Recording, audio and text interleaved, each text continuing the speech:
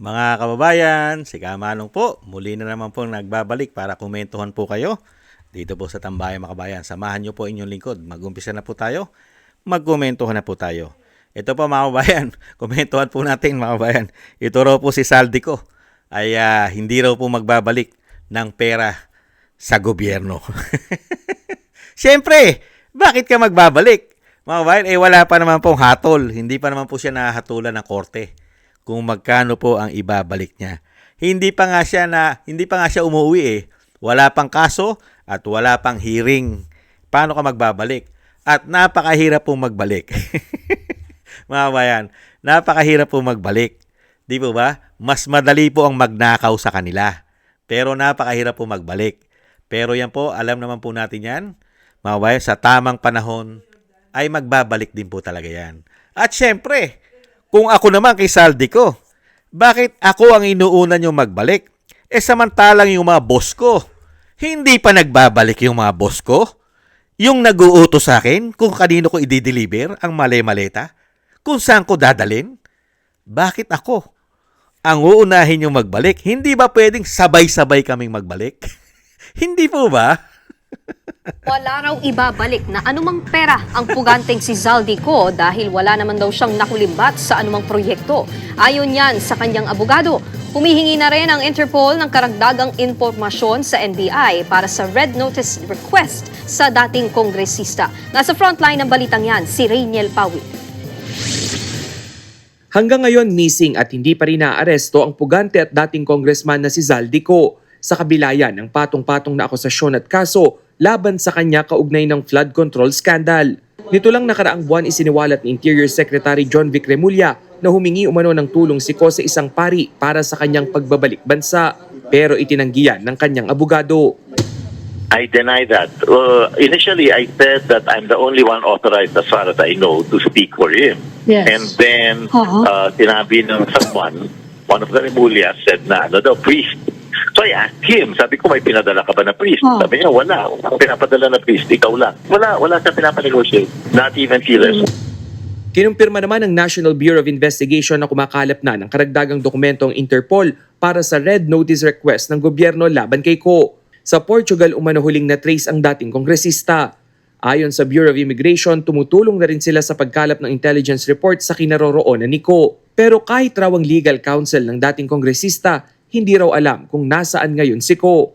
Pero nang tanungin kung uuwi pa ng bansa si Ko, Eventually, if you will remember, I've always said that the primary concern is his personal safety. And eventually, he will, because he has to.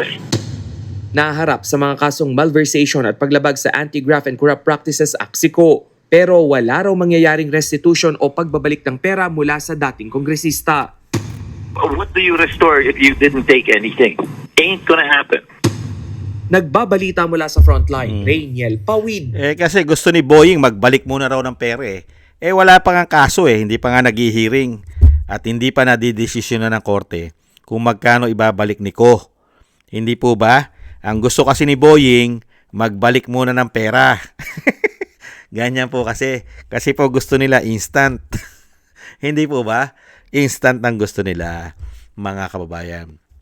At sinabi naman ni Ko, dahil mismo si Ko alam niya kung sino boss niya. Ito po, mga kababayan, kumakalat po sa social media, ginawan po nila ng video.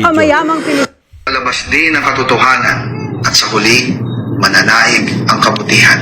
Naniniwala ako na darating ang araw na haharap kayo sa pananagutang ikaw, Pangulong Bongbong Marcos, at ang iyong pinsan na si Martin Romualdez.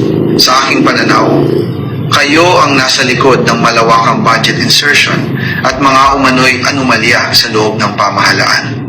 Dahil dito, malinaw sa akin kung bakit iisa lamang ang iyong layunin. Ang ako'y madakip at mapatahimik. Natatakot ka na malaman ng taong bayan ang katotohanang pinaniniwalaan kong ikaw at ang iyong pinsan ang nasa likod ng malawakang korupsyong nagaganap ngayon. Yan po mga tambay. Alam na naman po natin yan. Matagal na po sinabi ni Saldico yan. Pati nga po yung mga deli-deliver, di ba? At mismo pati po si Gutesa, di ba? Si Orly Gutesa ay nagtatago na rin po yata dahil delikado rin po yata o pinatahimik na yata nila si Gudesa. Kaya nga po mga tambay, paano magbabalik yung isang tao, mga kabayan? Ang magpapabalik lang po si Ombudsman. Di ba? Ano po sabi ni Ombudsman? Magbalik muna siya. Mga kabayan. At ngayon po, lumalabas po ngayon ang katotohanan ayon po rito sa abogado ni Saldico. Hindi pala totoo ang mga pinagsasabi nila, pati yata ng DILG Secretary na si John Vic. Hindi raw po totoo. At wala raw po kinakausap na pare itong si Saldico, mga kabayan. Pero pagdating po kay John Vic, meron. Nakita nyo po? Ganon po katindi. At si Saldico kasi, di ba, nung mga nakaraan pa, ang gusto po niya maging testigo. Kasi marami po siyang nalalaman. Gusto niya pong maging testigo dito po sa ginawa pong systematic at sindikatong korupsyon sa ating bansa. Pero pagdating naman po sa ombudsman, hindi pwede. Hindi ka pwedeng maging testigo hanggat hindi ka nagbabalik ng pera. Mga kabayan. Ang tanong, paano magbabalik? At syempre, ang magnanakaw, kailanman hindi aamin niya na siya'y nagnakaw. Hindi ba, Boying? Patunayan muna sa korte dahil meron po tayong due process. Hindi po ba? Hindi naman po katulad ng ginawa ninyo kay dating Pangulong Duterte, hindi nyo man lang yata binigyan umano ng due process. Antimano, paglapag na eroplano sa NAIA, dinampot na ninyo umano. At diretso na po saan? Mga kabay, sa Villamor Air Base. Sinecured nyo na. Pati ang pamilya hindi makapasok. Pati ang abogado na vice president na anak hindi makapasok. Mahusay kayong magbigay ng due process. Hindi po ba? Ganyan din ang gusto nyo mangyari sa mga Pilipino. Dinodoktrinahan nyo mga Pilipino na si Saldico ang korap at siya na ang pinakaulo nitong systematic sindikatong korupsyon na mahigit 3 taon ng flood control. Hindi naman po tanga ang mga Pilipino para paniwalaan kayo, Boying, John Vic. Hindi po ba? Unang-una, siya ba ang Pangulo? Pangalawa, siya ba ang Speaker ng House of Representatives ng 19th Congress? Hindi ba aso lang siya, utosan, tagasunod, tuta ng kanyang mga boss? Hindi po ba? Kaya mga kabayan, sa totoo lang, real talk, wala pong patutunguhan ito. Dahil hindi po matutumbok ang tunay ulo, malalaking ulo na isda at buhaya sa panahon po nila. Mangyayari lang po lahat ang mga gusto nating mangyari na maparusahan magmula sa ulo hanggang sa baba at maibalik ang pera ng taong bayan kasama ang inutang nila. Kailangan po nila isuka yan. At hindi naman po aamin yan. Sa panahon ngayon, kahit po putulan mo po ng yagballs yan, hindi po aamin yan na nagnakaw po mga hindot na yan. Hindi po ba? Kahit putulan mo ng dila yan, hindi na makapagsasalita yan. Iiling din yan para sabihin na, hindi ako nagnakaw. Kahit po pipi yan. Hindi po ba? Dahil wala naman pong magnanakaw na umamin siya'y nagnakaw. At wala rin naman pong gumagamit ng pulburon na siya po yaamin na siya'y bangag. Hindi po ba?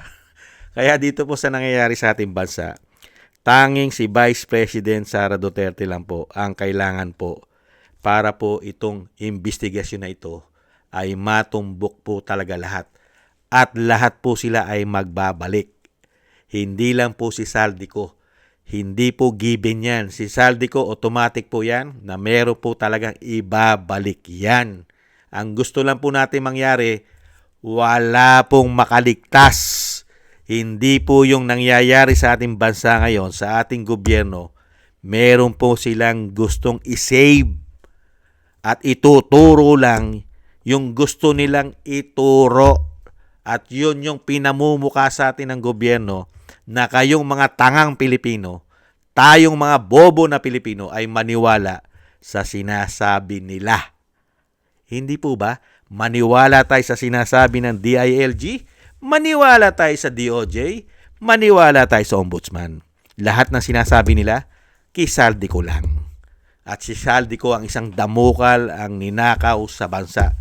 Pero pagdating kay dating speaker at sa Pangulo na pumipirma ng budget, lalong-lalo sa GAA na naging gago, exempted po sila sa korupsyon.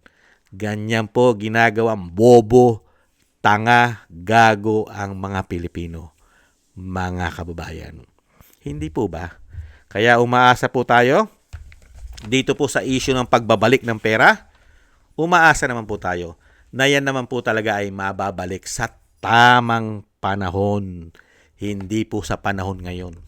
Kung maibalik man po sa panahon ngayon yan, yung sinasabi nilang isusuka ni Saldico yung ninakaw niya, ang tanong ni Kamanong, hindi kaya manakaw din ulit? Dahil nga po may mga sakit sila umano sa pagnanakaw. Kung magbalik man si Saldico at kuhanin nila ang mga kayamanan ni Saldico, sa tingin nyo, hindi kaya manakaw ulit? Dahil yan po ang issue nila puro pagnanakaw. Hindi po ba? Muli po mga tambay, maraming salamat po. Mag-intay lang po tayo ng tamang panahon mga kababayan. Darating naman po ang panahon na hindi lang po si Saldico ang magbabalik at isusuka ang mga ninakaw po sa ating mga buwis. At pati po sa mga kababayan nating OFW na nagpakahirap sa ibang bansa na nakawin lang din ang kanilang buwis. Hindi po ba? At ang pinakamasakit, ibinabaon pa tayo sa utang para nakawin din po nila umano. Thank you po sa nagusto po ng ating tambayang makabayan sa YouTube at TikTok. At ganon din po sa ating mga subscribers. Thank you po sa inyo. At sa mga nagbibigay po ng komento, like, share, and subscribe, mabuhay po kayong lahat. Thank you po sa inyo. Shoutout po sa inyo lahat. At thank you rin po sa mga nagbibigay po ng tulong at biyaya. Maraming salamat po kay Eric Hershon ng Canada, kay Annie Jo, ako si Pilam, Gayat Shena, kay Tatay Nick ng Canada, kay Balance Vision TV, kay Jesus Valdepena, at kay Kingston ng Hong Kong, Jake Yahut ng California, USA, Gina Ray ng Solid DDS ng Berlin, Germany, Julieta Silona ng Sydney, Australia, at Baby Roman Ate Isa ng Cagayan. Maraming salamat po sa inyo mga kabayan.